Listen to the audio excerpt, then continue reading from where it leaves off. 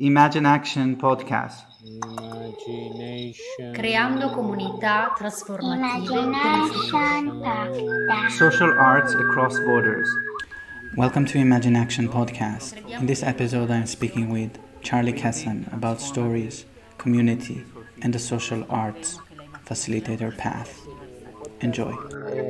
What would be if you would meet someone starting this path right now, or even you starting this path right now?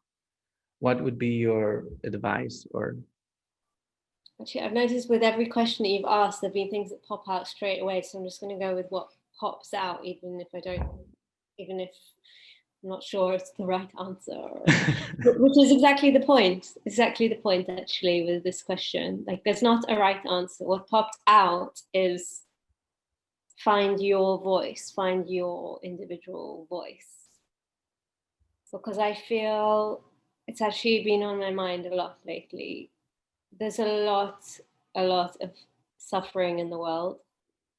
It doesn't mean that the earth won't be okay eventually. But in this present moment, there's a lot of suffering in the world, and it's extremely devastating, I find. And I can get into despair of, I want to work with a more specific social issue, but I'm not sure which one. There's a lot of problems, and where's my part in that? And my partner keeps reflecting to me that actually the things that I do are working towards, social issues, social change, community connection. So I think part of finding my voice is also having compassion for the voices that say, no, you're not doing good enough, or you're not making enough difference, or who are you? I'm feeling like my answer's feeling a bit abstract, because I feel like there needs to be time for someone to find their way in this path, in a creative arts path. So give it time. I used to get, also in the generation of where everything is on offer, it can be extremely confusing, and I used to get so confused. I mean, I still do sometimes, but Mika, my teacher a long time ago, would say, okay, make a list of all the things that you could do, everything, and then now pick 3, and now pick 1, and do that. Start there. It's like very practical, simple. And I actually did that when the year that I ended up studying storytelling. I chose doing a drama therapy master's, and I applied, and I didn't end up going down that route. Got an interview and then didn't get on in the end. Found storytelling, and just before that was about to start, the drama therapy course said, do you want to come for a second interview? That was months later. But sometimes, in the face of where do I start and where do I go and what's my cause, what area do I want to, it's a very broad field, I feel. And I feel like many of us, like you, are very eclectic, or working with many disciplines, or many facets within a certain discipline, like theatre. So yeah, I think also daring to let ourselves be broad and do different projects, and find our unique voice within that. I feel, like I said, I feel like storytelling has given me a real anchor in this work, because it's something tangible I can come back to for myself and tell people, oh, that's what I do, because people like to put things in boxes, but it's obviously very broad. And the other thing that pops out, absolutely, was to kind of keep grounded. I think I used to be very like, I won't do any job that I'm not passionate about. Blah, I don't care. And sound like a spoiled brat, to be honest. But I did a lot of admin jobs. I usually always, even now, actually, I do one. I have my more bread and butter jobs, and then my creative job. Right now, I teach English as for my bread and butter, but it's I feel like it's the closest job that I have that's in many ways intertwined with storytelling. I work with stories, I work with song, I work with creativity, people of all ages. Keep grounded, whether it's in the realities of needing money and other work, or also just in terms of the way to like I was very much like a spiritual seeker for a long time, and I wasn't grounded in my practice. I don't know if it's a much bigger conversation. What is being grounded? But maybe just to kind of close that or summarize it for me, I suppose about having a look at the difficult parts of our personality as well, the ones that want to avoid things, or say the stubbornness, or I'm struggling to find the essence of what I'm trying to say, but perhaps it's just about balance. And I suppose I feel it's also depends when someone's starting out in it. Like I was starting out in my 20s. Oh, you know what? I'm gonna kind of shift it a little bit, and give a piece of advice that my partner told me, which I think will be really great advice for someone starting out in this. Because I'm going, what? He said, find the people that are doing similar things in your field, and kind of stalk them or copy them or invite them for a coffee. Like, who do you respect and admire, and why? What do you admire? What do I admire about them? And how can I be more like them, but in my own unique way? That, I think that's great advice. And also in terms of creating partnerships, who do I feel I just have a kind of a burning to create a partnership with them, even though I don't know what projects I want us to do. I feel like that something resonates with me there. And so reach out to those people, and don't be afraid to hear no, but I think kind of keep going, keep trying, keep experimenting, keep creating, collaborating, doing solo work as well, like solo creativity. And if all that fails, just, kick back in nature.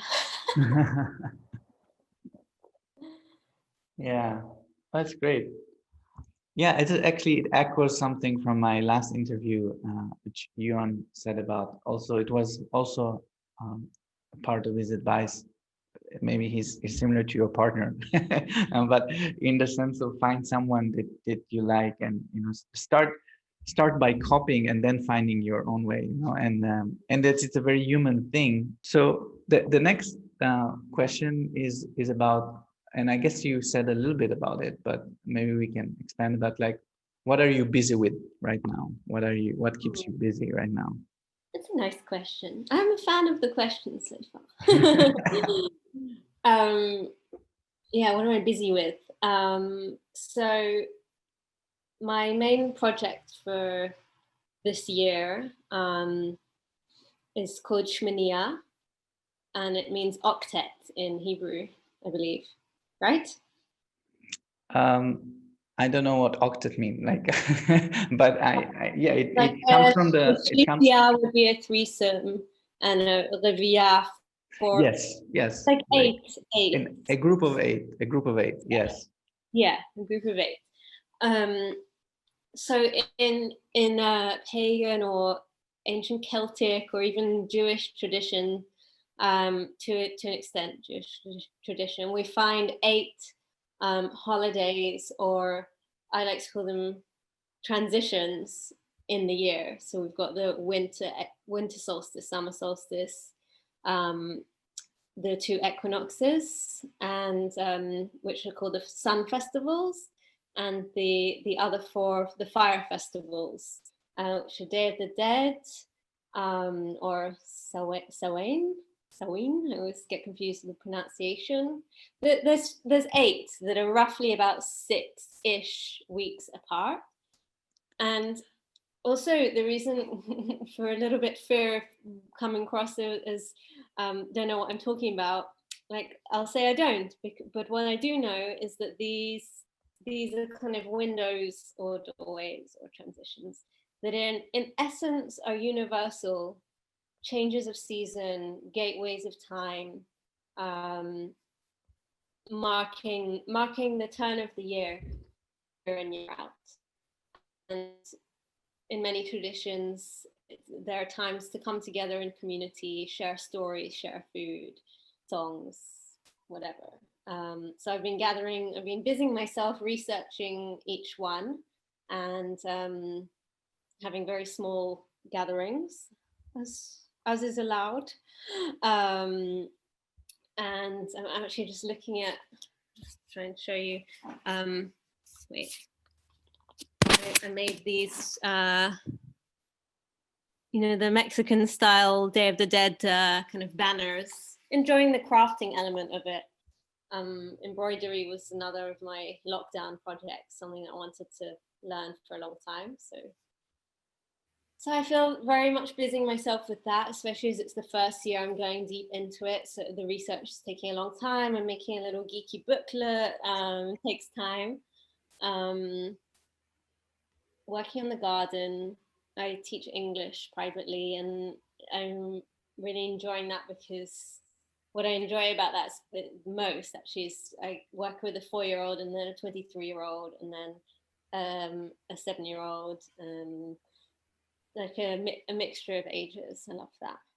And aside from that, dealing with the working through a long-term relationship and dealing with driving each other crazy by being in lockdown together. And it's kind of being faced with this potential gateway of saying goodbye to my youth and going to the next phase, the tender age of almost 34. And wondering when I'll be able to see my family in England next. Waiting for the results of the US election. Yeah, something like that. I'll just add one other thing, if that's all right. I think it's been born out of this pandemic, for me, feeling like, okay, we can't gather in large groups. We can gather in small groups, and this feeling of a call for intimacy and depth and connection, and me asking myself, who are my life partners, not just my partner that I live with and may make family with, but who are my life partners for the long term. And I feel like, especially it was one of the things I was always drawn to in Israel, the kind of warmth and open-heartedness of the people. But for me, there's a great difference between having a beautiful smile or conversation with someone that I met at a festival. I feel like many great heart connections.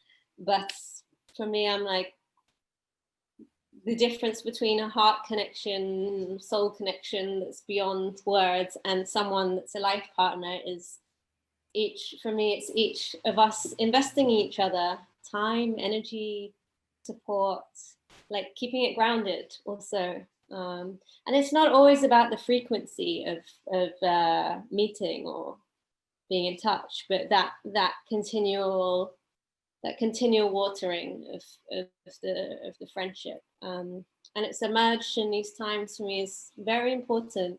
I want to give most of my time and energy for people that I feel a mutual investment in, like for the long term.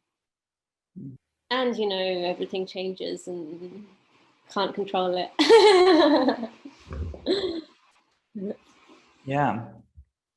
It sounds very grounded and wise way to look at um, what is happening. And I guess, and this is the question about how do you think social arts can support the world in this moment of transition? Like, how can we support what's happening? Yeah, I think this is a great question. I feel myself kind of challenged about my own answers or the answer, because obviously once this corona went worldwide pandemic and a lot of things started being on Zoom, here we are. Many Zoom events and this and that and the other. And at first, I don't know, at first I was quite into it. And as you know, participated in a Storytelling for the Soul Zoom event, which was really lovely. I very much enjoyed it. And I participated in several other things. And at the same time, a big part of me saying, no, I don't want to just go online. I want to kind of, if anything, disconnect a bit and connect more with myself and my own creativity and like I said, the local people around me. I feel like that's, you know, to get together when possible with just a few people and do some crafts or like on the very personal individual level. I feel like connecting with local people. And you know, to those of us that have time, energy, resources, checking in with other people that may need extra support. Like it's not exactly arts, but in a way it is. It's like the social arts of community and like stewarding each other. And yeah, I feel like for me, times donating money, times donating time and energy. Maybe not as much as I would like to. I think I really applaud people who are doing a lot of online work, and I feel like a lot of people have really flourished in this period in that sense. I feel like some people full on gone into that, finding their niche and their audience and their energy, and I really am like, wow. Because I just feel like, no, it's not for me. Right now. It's also maybe the winter is a different time. And again, I think it comes back to finding your voice in that. So if it means a bit of a retreat to personal research and creativity and developing personal relationships, or small communal event ventures or global Zoom creative projects. And also it can be, you know, dipping into each of those things in small ways. I think one thing that's been quite interesting here actually is that, you know, there's been a lot of protests. So I think for many people that's been a big social arts outlet. Actually, in the summer, there's a lot of protests in front of the Prime Minister's residence in Jerusalem still. And over the summer, there was an enormous women's march, which I kind of missed out on because I took a 5-week break from Facebook, which was amazing. But I kind of missed out on, oh, this event's quite a big deal, and I would have wanted to be there. And I was like, oh, I kind of didn't realize. So interesting. Yeah. So I really feel like there's the possibilities on the micro level of taking care of ourselves. I do definitely see that as social arts, and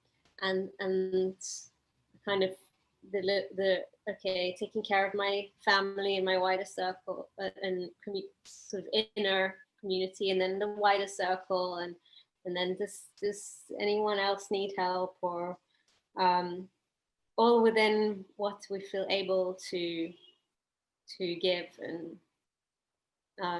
create.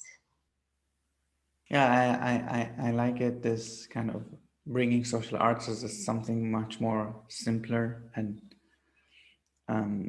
human, sort of, and it can happen anywhere. Also, this thing about actually the fact that it's online doesn't mean that that has to be the choice we all make, and what is it actually for, I guess. And so there's like two more questions, I guess, but one is, looking to the future, what is your wildest dream? Okay, so one and then two. You hold me in suspense. And the other one, well, the other one is also about the future and about building a network of social arts facilitators, and what would you like to give and receive in such a network. So I never packaged them together, but I think it's also interesting. Yeah, one thing is kind of, and you can speak about your dream for the world or for yourself or for social arts, and then the other thing is, how do you see yourself in that, I guess. Cool. So yeah, my wildest dream, I think, for many years right now, it's not totally clear exactly what it is, but my wildest dream is a great piece of land with a few families living on it, a central center of social arts, creativity, a shared garden, an outdoor place for fire and gathering. Yeah, I suppose it's land and the right collaborators for that vision. But I suppose really at the core of it is about I don't know if these are the right words for me yet, but it's like a center for creativity. I like actually you say social arts. I feel like I don't use that term much, but it definitely resonates. That's definitely my wildest dream. And if I make it a bit wilder, it has like a big pool. But ideally ecological, but swimming is my therapy, so it's so hot here in the summer. Not 100% sure that it's here or somewhere else in the world. And I suppose actually I do see your two questions interwoven, because I feel like the fabric of that kind of dream is with other people that have that passion for social arts and community and creativity. And I think I used to want to be a lot more communal, and these days I'm more like, I need my privacy, and I think people need privacy. So an element of privacy and interwoven shared creation. And so the question was about if there's this network of social artists, how do I see myself being Yeah, part? like let's imagine we have this social arts across borders network, and facilitators connecting, maybe centers, organizations, project. What would you see yourself as something that you would like to give or receive in such a network? Yeah, actually, even though I just went on about how I'm not really into Zoom, like it depends on the project, to be honest, because this kind of thing does spark my joy, and I think it's this kind of vision that drew me to Paris and the Arolas project, who were focalizing this group in Paris. And coming from London, I was always fascinated by everyone is from everywhere in London, that diversity, and I feel like it's such a great way to recognize our humanness. So yeah, I feel like I definitely would want to. I feel like what immediately comes up is that being a platform to give each other tools. So yeah, maybe I would offer a short storytelling workshop, or tell some stories. Love to hear some stories from all over the world. I think it could be interesting to just hear people's practices and learn from each other. I think I would drag myself to Zoom for that. No, I mean, here we are also. Like, I feel like it sounds exciting. And a chance to, like, the question about the role of social arts in this time, a chance to strengthen this web where many of us might be feeling a bit like, wait, what's happening at the moment? Like, where is our place right now in the world? At least, yeah, strengthening that network and web and support and sharing and exchange, I think would be a great thing for us as individuals, and maybe just evolve to offer to the wider people. And yeah. My partner has been doing on Zoom like circle story, like create storying in a circle narrative, and it's been going pretty well. Small groups, starting in the beginning of the lockdown here in Italy, and then other groups wanting it more and more. And I think at some level storytelling works pretty well because it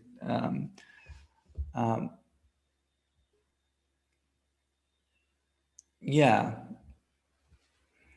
But yeah, I'm also questioning, and I like what you're saying is like, are we missing something at the same time? If we're going to bring all our work online, are we missing something out? And how to bring balance? That's I'm also taking from this conversation. And as I'm going forward with all this online stuff, is how can I make it not stay there in this virtual space, but make it like be grounded.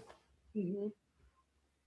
Yeah, I mean, it could be that we connect as a network, and then each of us find a couple of local collaborators to create with, and then bring something back to the network. And I think, yeah, just I know a lot of storytellers have been doing online work as well. And again, like I said, I applaud people's ability and patience for that. I just think for me, storytelling, it benefits from being a full-bodied experience rather than kind of here up. And the very nature of what we're doing right now, having this conversation of Zoom, we're looking at the screen. When we finish, like, I'll see your face in my vision for a while, and our faces, because we're staring at the screen, it stays for a while.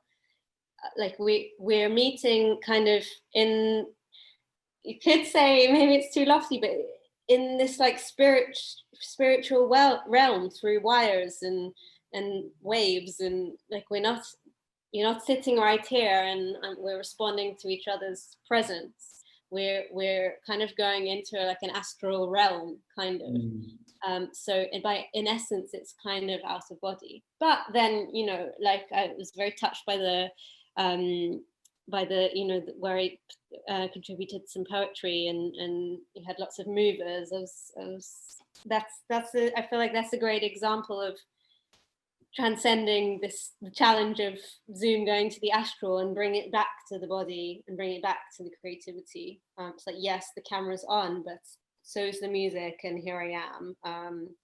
And whilst I'm dancing, I wasn't.